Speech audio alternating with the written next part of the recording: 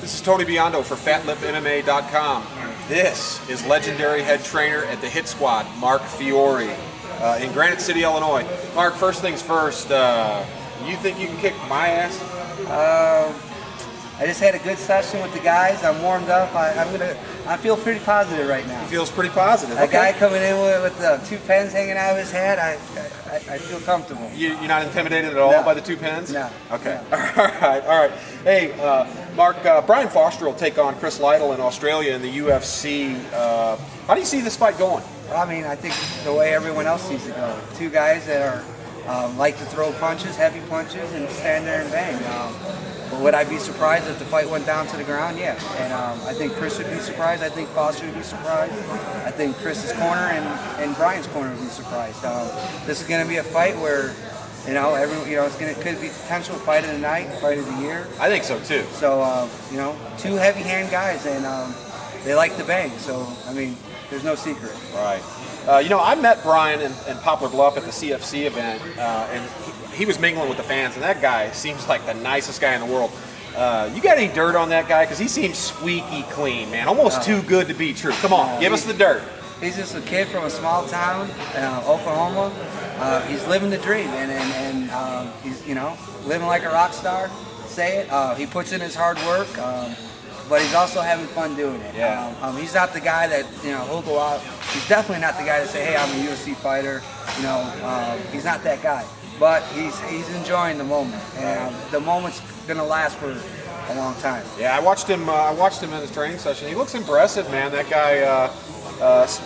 Brian is an impressive victory over a tough Brock Larson, man. And I don't think the so-called experts seen that one coming. I think he'll be a major player in the welterweight division. You got some thoughts on that? Yeah, I mean, his little short career so far in the UFC, he fought Rich Story, got fight of the night, end up with a loss. You know what? That was probably the best thing for him, and everyone says that cliche. But, a lot of nerves, a lot of emotions.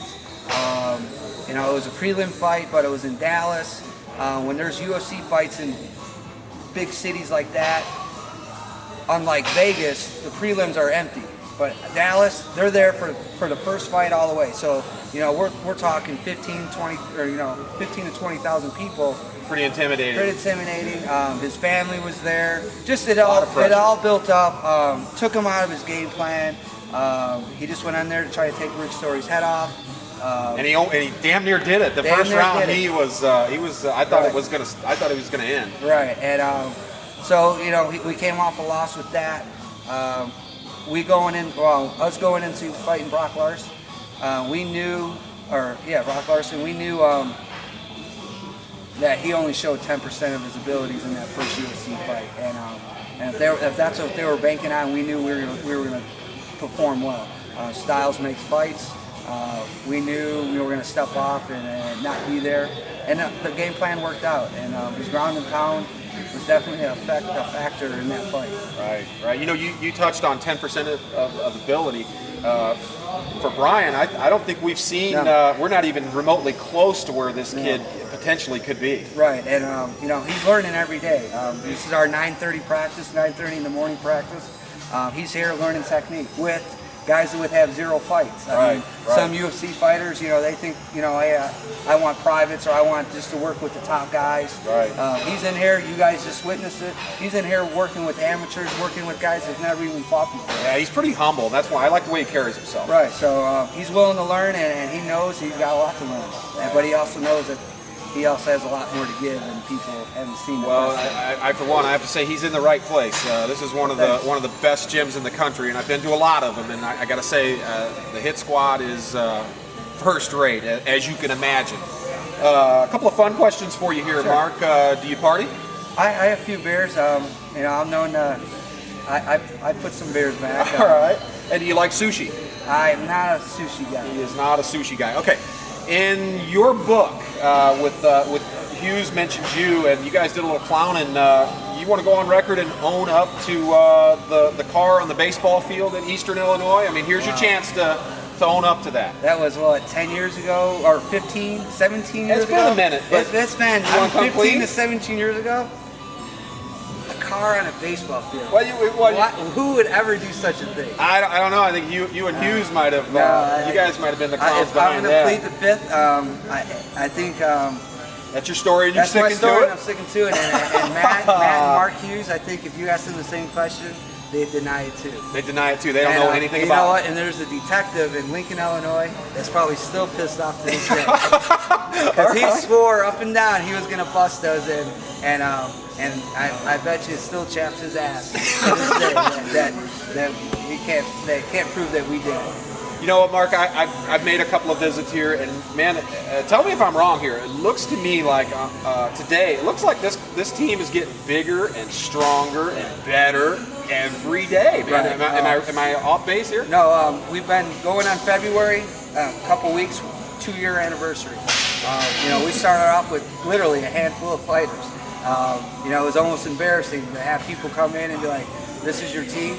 But now, I mean, we just this morning practice had, I'm guessing, 20 guys. Yeah, I would say 20, 25 guys. Our evening practice, we'll have around 35 to 40, and 30 of them are pros. You actually have people fighters that come up from all over the country that actually live here at the facility. I mean, Right. you guys have got a dorm. I mean, it's Right. This is cutting edge. I mean, this is top notch, man. The one thing that I think that we have, probably the one gym in the world that we have, is we have fighter dorms, and they're literally 100 yards away from our gym. Absolutely.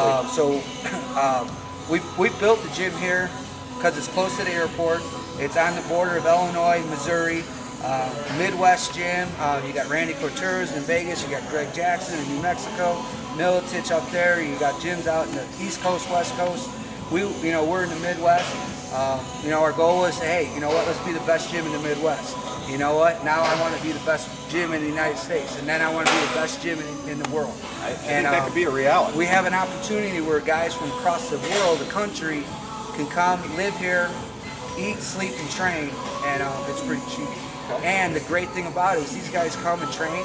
They're actually working with someone like me. They're working with Matt Hughes. They're working with Matt Beach, Brian Foster, Robbie Lawler. Yeah, you guys are hands-on. It's not where they come and all of a sudden they're pushed to the side. They get to actually work with all of us. Right. So it's a good opportunity.